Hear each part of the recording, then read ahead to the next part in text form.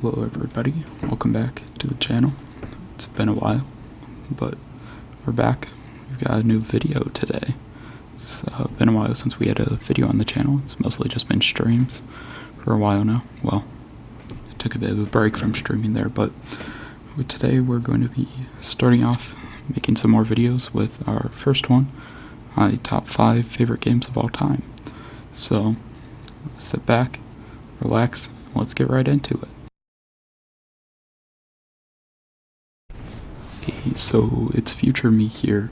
Before we get into the entry on the list here, I realized that for some of the later games I am giving sort of a kind of an overview of the story, and I didn't do that for Yakuza Like a Dragon. So basically you take the role of Ichiban Kasuga, and he's been put in prison for about 20 years for the murder that another person committed, and he gets out of prison and is essentially disowned by the Yakuza family that he was part of. And in the game you are sort of trying to find your place in the world that you have found yourself in after you've been in prison for so long, where you a lot of stuff has changed because you get put in prison like in 2001, and then it's a while, and so there's like smartphones, a whole bunch of stuff that you have to sort of learn about, and you are just trying to find your place in the strange world you have found yourself in. Right, so starting off with number 5 here, this was a real toss-up for me. There are plenty of things that could go into this slot. It's truly a golden age of gaming in some respects. There's anything you could want. You want to play a sports game? Well, I don't know why you would want to, but there are plenty of those. Pretty much the same every year. But you want to play a racing game? Tons of those. Need for Speed, Gran Turismo, a bunch of stuff for that. You want an FPS? There's COD, Battlefield, new Halo's coming out later this year. There's a lot of stuff, but the game I chose to put in this spot is Yakuza Like a Dragon. Now, this game may not be for everyone. It is a JRPG, it's turn-based. Some people don't like turn-based, some people do. Personally, I'm not opposed to it. I can do real-time or turn-based.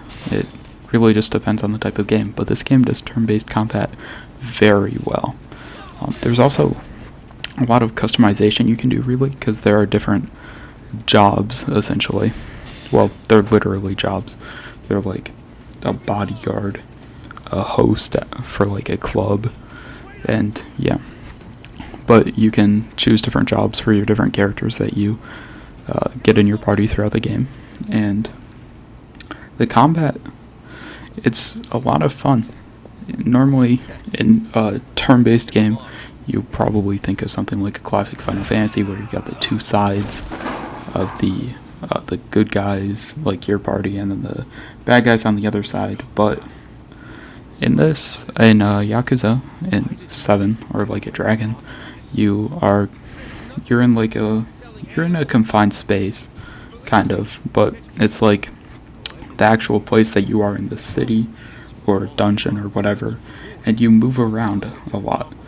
Like, if you are, like, your characters move around, and if, say, there's someone on, like, the other side of the space, an enemy, and you want to attack them, but there's another enemy in between the two of you, that enemy in between the two of you might stop your attack and negate it, because they're in between the two of you. So the combat's really good. The story is great too. I really enjoy this story. It's a Yakuza game, and if you don't know the stories and some of the stuff you can do in these sorts of games, it's kind of wacky. Like, essentially you can like call in there's summons, basically, if you know what a summon is. The different summons in this game, you can like summon lobsters, you can summon some characters from the old games like Goro Majima, who will like come running down a skyscraper and like use telekinesis to throw a bunch of knives. Really, it's just a great game overall, and I think Even if you don't like JRPGs, it's worth giving it a try just to see the zaniness that you can get in the combat and the story alike. On our number 4 spot, I have Life is Strange. Now it might be kind of an odd choice, because I don't necessarily think that this game is one of the best games ever made, but I also don't think that's what this list is about. The best games ever made aren't necessarily going to be your favorite, and I think that really shows with Life is Strange, because I have certain issues with the game that I think could have been fixed, but despite those flaws, I think that there's a great game here. Now, in this game, you take the role of the protagonist, who you see here, Max Caulfield, and you get these power to turn back time, not super far, but about 30 seconds, a minute, something like that. And by using that ability, you're able to go back. If, say, you have a conversation with someone, you say something and maybe you interpreted it differently than the person you're saying it to did, you can just rewind time for that, have that conversation again. It's very interesting.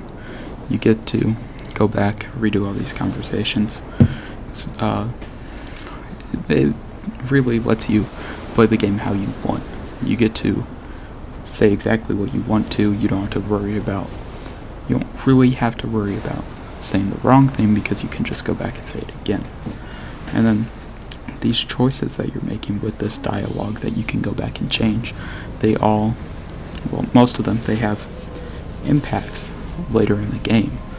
Say, maybe you talk negatively about someone, then later on that person doesn't like you that much. And I think there's something remarkable about being able to make these choices feel impactful. Now, I will say this is a pretty common criticism, but there's a choice towards the end of the game where it makes all the other choices feel kind of obsolete, because the choice you have to make at the end of the game is so much bigger. It really is a determining factor in how the game ends. But I think despite that, little choices you make along the way and the impacts that they have, it really goes to make a remarkable game that I really think anyone can pick up and play. It's not incredibly complex. There aren't incredibly complex systems. I think really anyone could pick it up and play it and have a good time with it. And I would definitely recommend that they do, because I think, it's one of my favorite games of all time, and I think if you give it a try, you might see how impactful this game can be, and how good the story can be. It's not even that long of a game, so if you have it from PlayStation Plus, it was on there a couple of years ago, it's 7 to 10 hours long, so it's not like you're gonna be putting hundreds of hours into the game. I would definitely recommend playing it if you haven't. Alright, my third favorite game here is going to be Red Dead Redemption 2. Now, this is kind of a contrast to the previous entry, Life is Strange, in that this game it can be very complex. It has lots of deeper systems, and there's a lot more to do in it. And that's one of the things that makes it great, is the amount of content you get here. Rockstar has managed to make one of the biggest and also best open worlds of all time. Everywhere you go, there's always something to do. And if you're just riding your horse to the next mission or whatever, you'll encounter strangers along the way. Like when I was going to the mission to get footage here, I ran into a guy. He had got caught in a bear trap, so I helped him out, and he gave me some high-grade ammo in exchange. And I think there's something great about that. How no matter what, there's always going to be something for you to explore, something you didn't know, something else that you can go out and find. And even if you aren't finding strangers or stuff like that, you can always find cool little collectibles. There are a bunch of cigarette cards, but there's also stuff that may interest you more, excite you more. You can find like weapons, like there's like an ancient tomahawk you can find. You can get like a Viking helmet. You can get some interesting weapons, and yeah. But the story in this game is great as well. It's very you follow the protagonist Arthur Morgan and his gang, the Vanderlund gang. You follow them and their journey through the dying West while the wall closes in on them, the Pinkerton Agency. And that's something that I think there's a good amount of here. From what I can tell, there seems to be some good historical accuracy here. Like, I know, like I said, the agency hunting you down, trying to hunt you down, they're the Pinkerton Agency. And I was reading a book for school, and they mentioned the Pinkertons, so I looked it up. The Pinkertons were a real agency that are, I guess, suing Rockstar for using their likeness and name, but either way, it's kind of cool to know. And with the story, there are some choices, but they're not like, it's not really a choice-driven game. And the story, it's a pretty long one. Took me, I'm not actually quite sure how long it took me, but you can easily go like 100 hours without finishing the story, because there's so much content and the world is so rich with stuff to do in this game. And yeah, I think there's something great about it, where it's not even that you have to make your own fun, because whatever you want to do, pretty much you can. That's something that's great about games like Skyrim. Like, you can go where you want, do what you want, really. But it's the same sort of thing in Red Dead. If you want to go to Valentine and kill everyone in the town, sure, you can. I mean, you'll get the law on you, but other than that, there's nothing really stopping you, other than maybe the ammunition you have. There's something beautiful about that I really appreciate, in that you can play the game how you want. And I also think there's a good mix of like story, like dialogue, like you see here. You see Arthur and Micah, they're talking, they're waiting for the carriage that they're going to rob, or the stagecoach. But those are interjected into scenes of like high action. Like, there's a bit in this mission where you steal the stagecoach, it gets caught in the water, and then you have to fight off a bunch of enemies. And it's a good mix of the two, where it's not just like some JRPGs that's just throwing information at you in like 40-minute cutscenes, but it's also not like, I can't think of a good example for this, where there's just no story, pretty much. The story is just there to get you into the action. And yeah, so Red Dead Redemption number 3, very good game.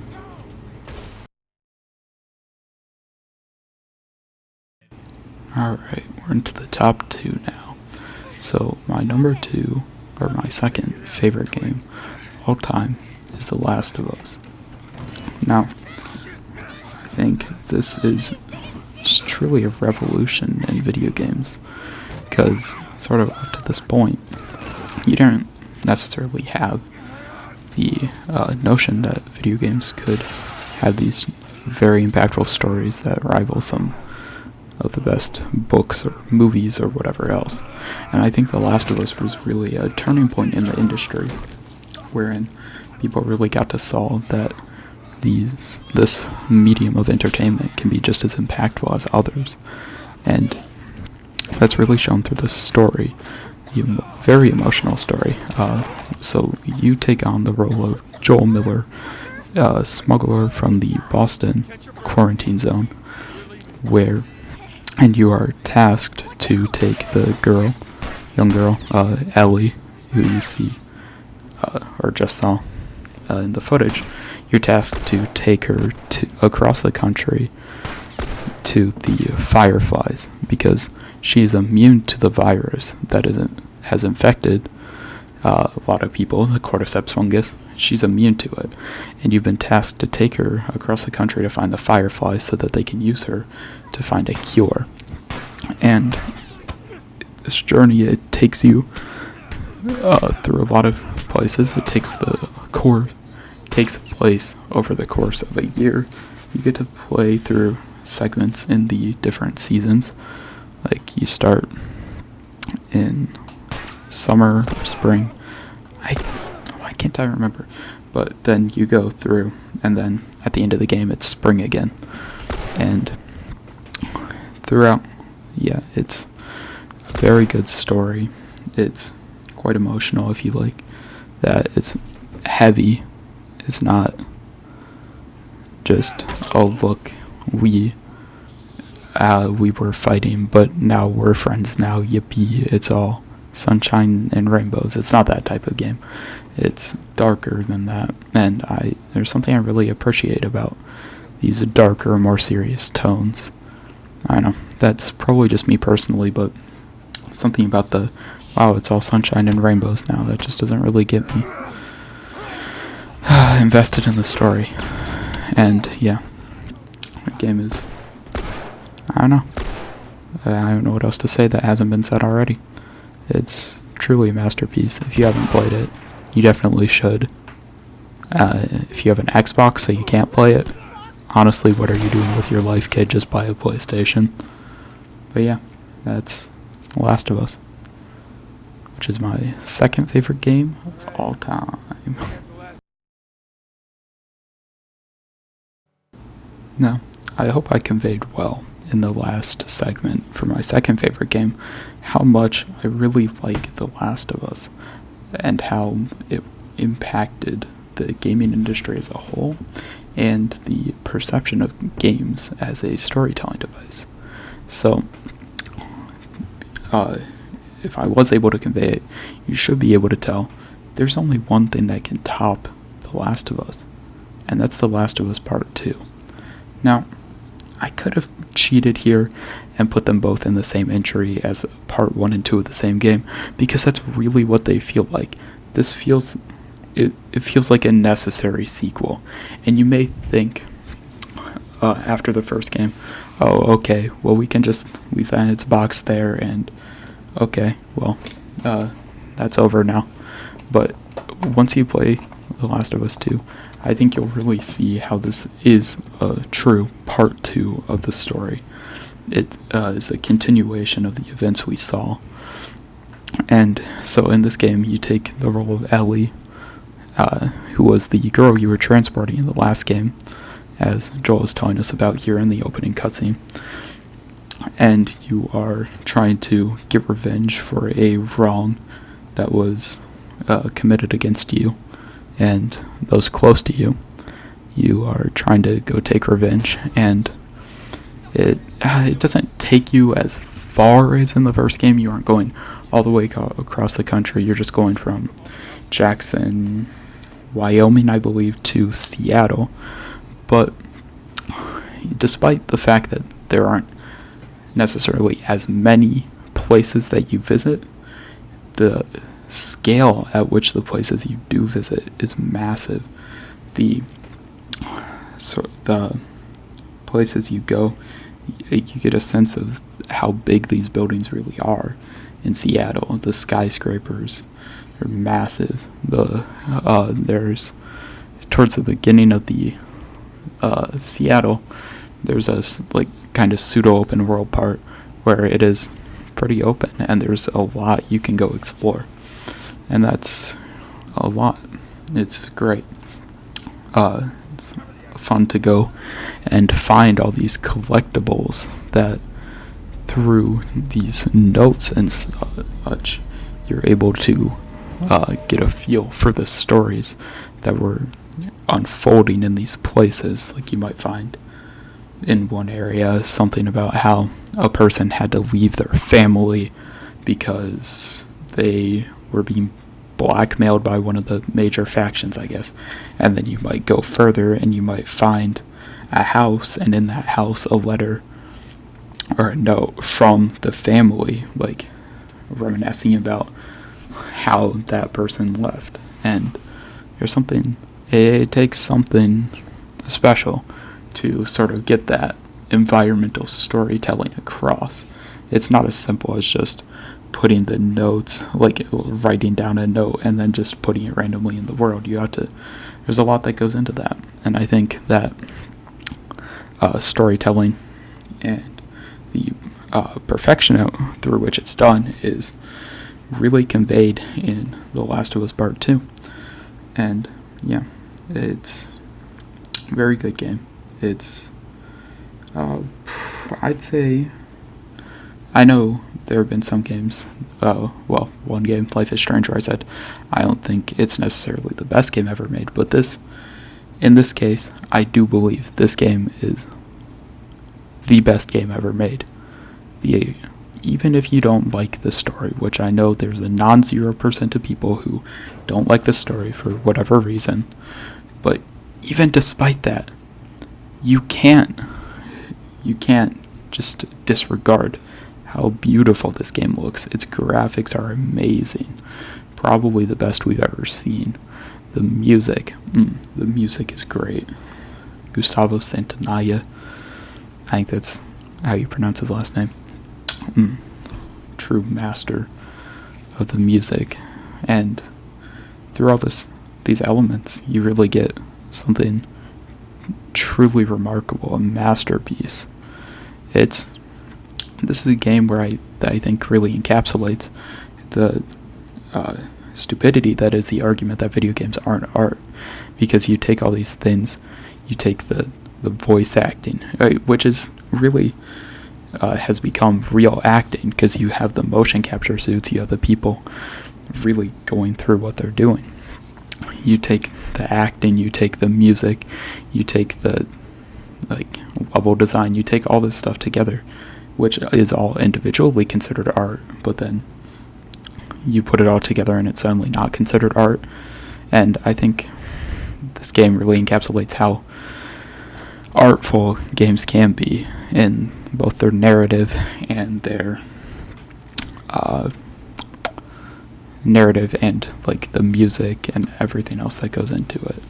And I would definitely recommend you play The Last of Us Part 1 and 2 if you haven't already. They're, in my opinion, the best games and my favorite games that have probably ever been made. So, yeah. So I hope you guys enjoyed that look into some of my favorite games of all time. Thank you guys for watching. I know it's a bit of a longer video. It's actually longer than I thought it would be, because I had recorded one of these like several years ago. I never posted it for whatever reason, but it was only like 15 minutes long. We're currently standing at 23. So thank you guys for sticking to the end here, and I hope you enjoyed it. If you didn't like if you don't think that these games are your favorites, then that's okay. We're all entitled to our own opinions. I hope you enjoyed hearing mine and my thoughts on the games, and I'll see you guys again. Probably, I don't actually know when, but I'm hoping to post more videos in the future. And yeah, thank you guys for watching. I'll see you next time.